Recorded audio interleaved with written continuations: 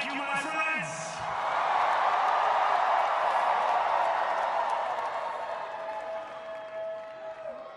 The sun may have set over our city this evening, but as Eugene Debs once said, I can see the dawn of a better day for humanity. For as long as we can remember, the working people of New York have been told by the wealthy and the well-connected that power does not belong in their hands. Fingers bruised from lifting boxes on the warehouse floor, palms calloused from delivery bike handlebars, knuckles scarred with kitchen burns. These are not hands that have been allowed to hold power. And yet, over the last 12 months, you have dared to reach for something greater. Tonight, against all odds, we have grasped it. The future is in our hands. My friends, we have toppled a political dynasty.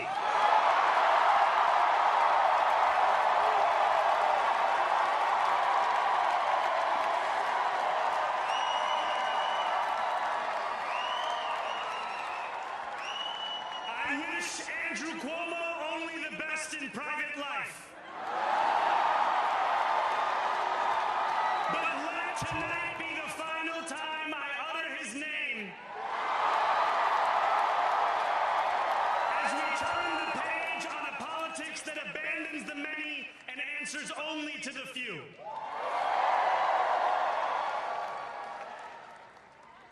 New York, tonight you have delivered a mandate for change. A mandate for a new kind of politics. A mandate for a city we can afford.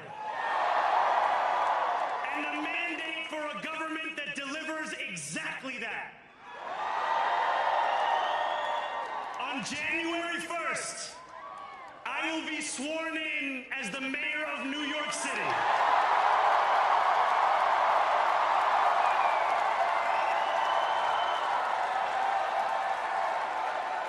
And that is because of you. So before I say anything else, I must say this. Thank you. Thank you to the next generation of New Yorkers who refused to accept that the promise of a better future was a relic of the past. You showed that when politics speaks to you without condescension, we can usher in a new era of leadership. We will fight for you because we are you. Or as we say on Steinway, ana minkum wa ilaykum.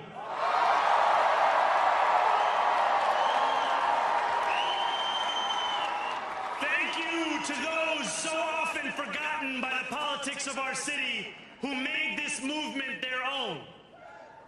I speak of Yemeni bodega owners and Mexican abuelas,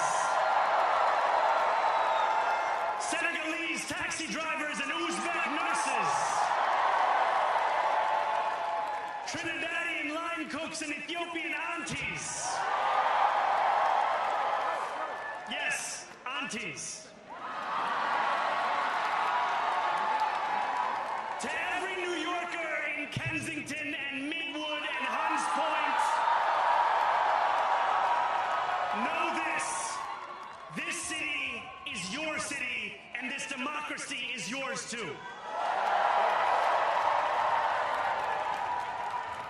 This campaign is about people like Wesley, an 1199 organizer I met outside of Elmhurst Hospital on Thursday night.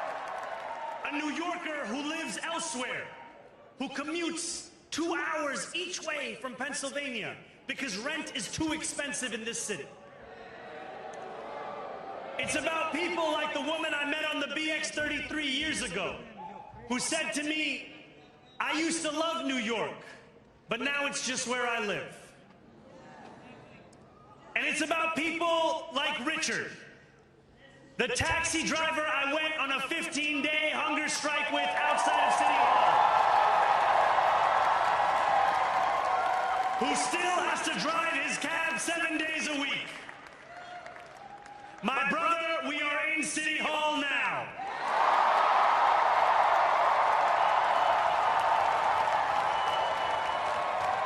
This victory is for all of them, and it's for all of you. The more than 100,000 volunteers who built this campaign into an unstoppable force. Because of you, we will make this city one that working people can love and live in again. With every door knocked, every petition signature earned, and every hard-earned conversation, you eroded the cynicism that has come to define our politics.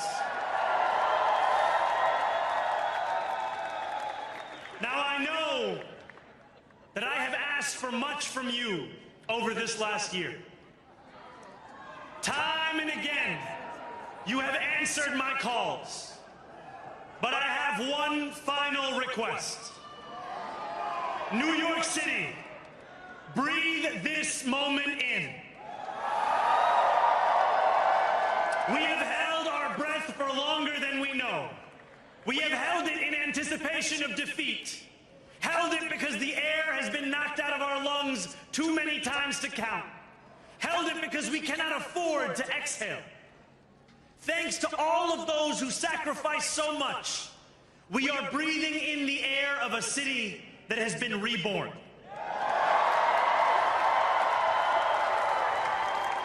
To my campaign team, who believed when no one else did,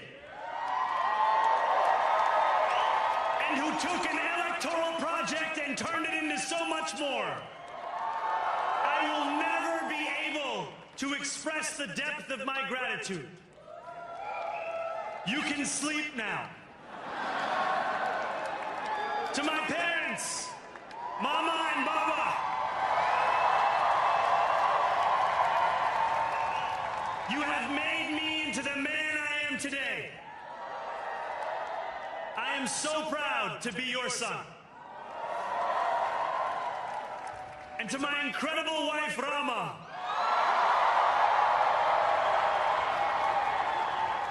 Hayati, there is no one I would rather have by my side in this moment and in every moment. To every New Yorker, whether you voted for me, for one of my opponents, or felt too disappointed by politics to vote at all, thank you for the opportunity to prove myself worthy of your trust. I will wake each morning with a singular purpose: to make this city better for you than it was the day before. There are many who thought this day would never come, who feared that we would be condemned only to a future of less, with every election consigning us simply to more of the same. And there are others who see politics today as too cruel for the flame of hope to still burn. New York, we have answered those fears. Tonight we have spoken in a clear voice. Hope is alive. Hope is a decision that tens of thousands of New Yorkers made day after day. Volunteer shift after volunteer shift, despite attack ad after attack ad. More than 1 million of us stood in our churches, in gymnasiums, in community centers, as we filled in the ledger of democracy. And while we cast our ballots alone, we chose hope together. Hope over tyranny. Hope over big money and small ideas. Hope over despair. We won because New Yorkers allowed themselves to hope that the impossible could be made possible. And we won because we insisted that no longer would politics be something that is done to us. Now it is something that we do.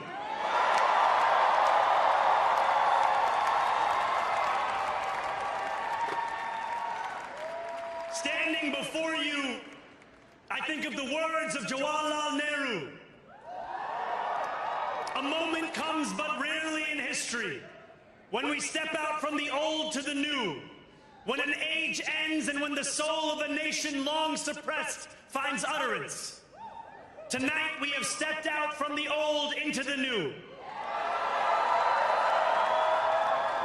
So let us speak now with clarity and conviction that cannot be misunderstood about what this new age will deliver and for whom. This will be an age where New Yorkers expect from their leaders a bold vision of what we will achieve, rather than a list of excuses for what we are too timid to attempt. Central to that vision will be the most ambitious agenda to tackle the cost of living crisis that this city has seen since the days of Figueroa LaGuardia.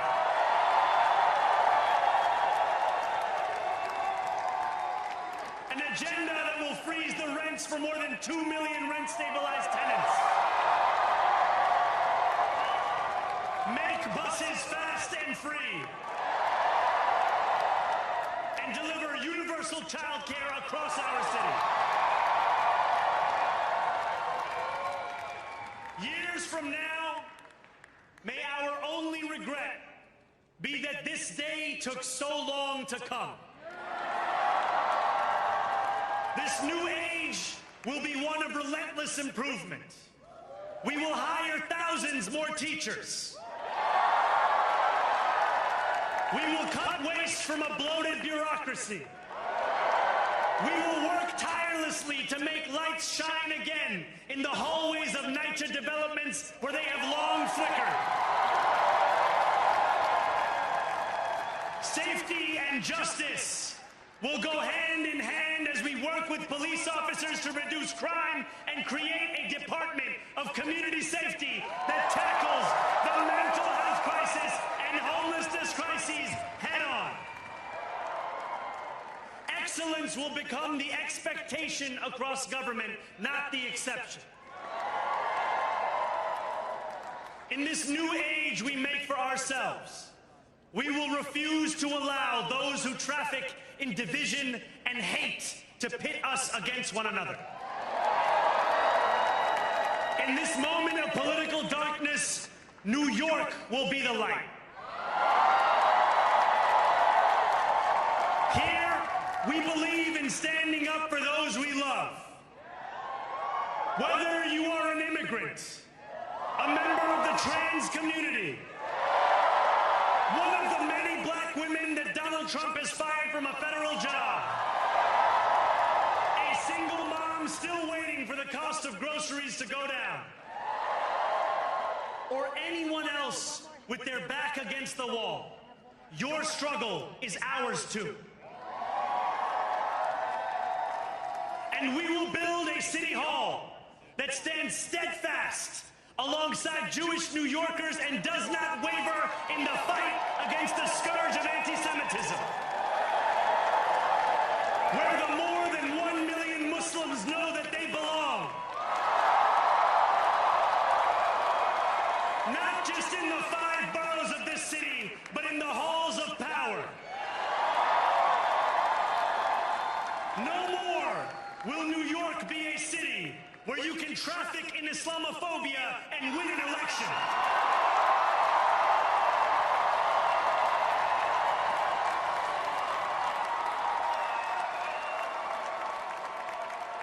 This new age will be defined by a competence and a compassion that have too long been placed at odds with one another. We will prove that there is no problem too large for government to solve and no concern too small for it to care about. For years, those in City Hall have only helped those who can help them. But on January 1st, we will usher in a city government that helps everyone. I know that many have heard our message only through the prism of misinformation. Tens of millions of dollars have been spent to redefine reality and to convince our neighbors that this new age is something that should frighten them. As has so often occurred, the billionaire class has sought to convince those making $30 an hour that their enemies are those earning $20 an hour.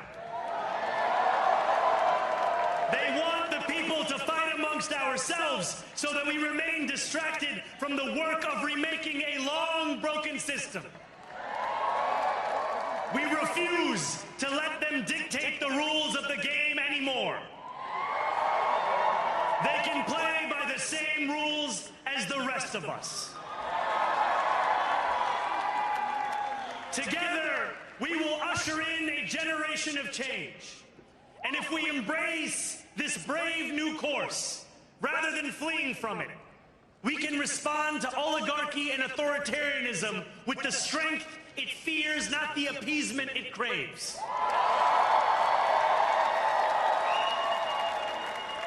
After all, if anyone can show a nation betrayed by Donald Trump how to defeat him, it is the city that gave rise to him.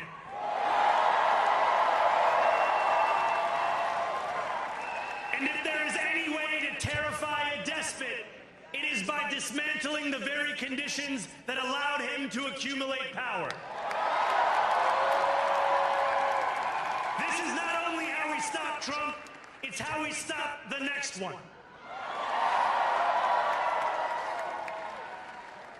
So Donald Trump, since I know you're watching, I have 4 words for you. Turn the volume up.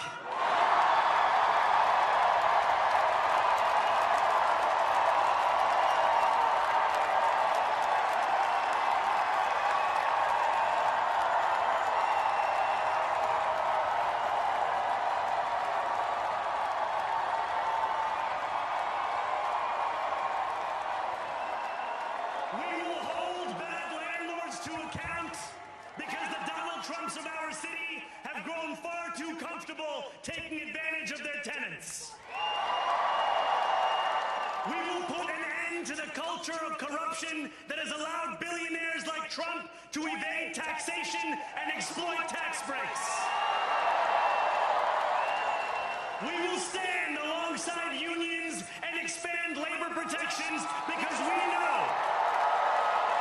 just as Donald Trump does, that when working people have ironclad rights, the bosses who seek to extort them become very small indeed. New York will remain a city of immigrants, a city built by immigrants, powered by immigrants, and as of tonight, led by an immigrant.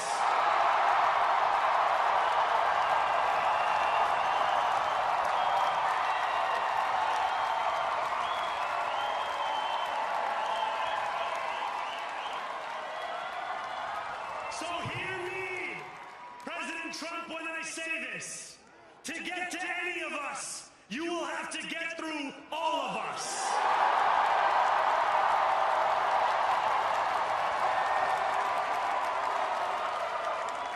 When we enter City Hall in 58 days, expectations will be high. We will meet them. A great New Yorker once said that while you campaign in poetry, you govern in prose. If that must be true, let the prose we write still rhyme and let us build a shining city for all. And we must chart a new path, as bold as the one we have already traveled. After all, the conventional wisdom would tell you that I am far from the perfect candidate. I am young, despite my best efforts to grow older. I am Muslim. I am a democratic socialist. And most damning of all, I refuse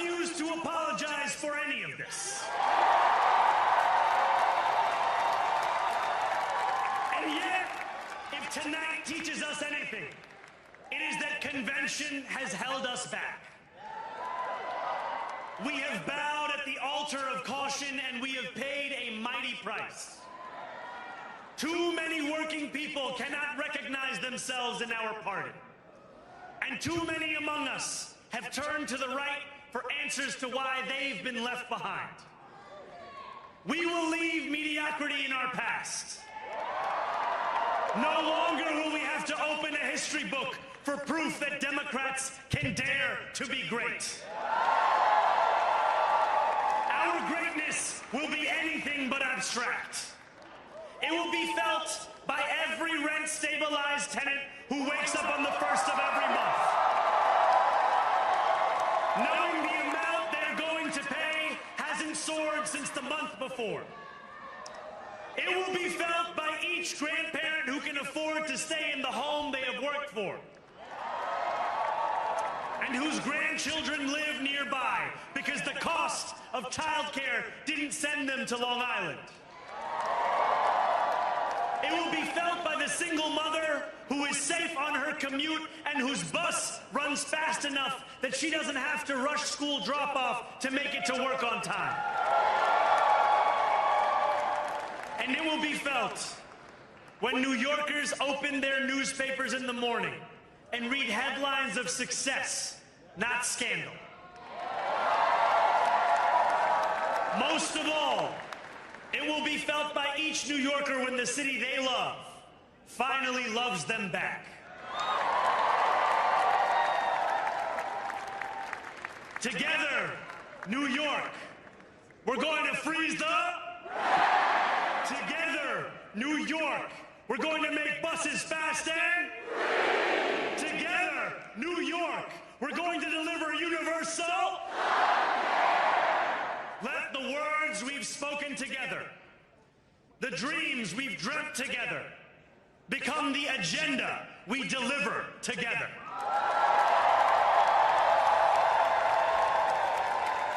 New York, this power, it's yours. This city belongs to you. Thank you.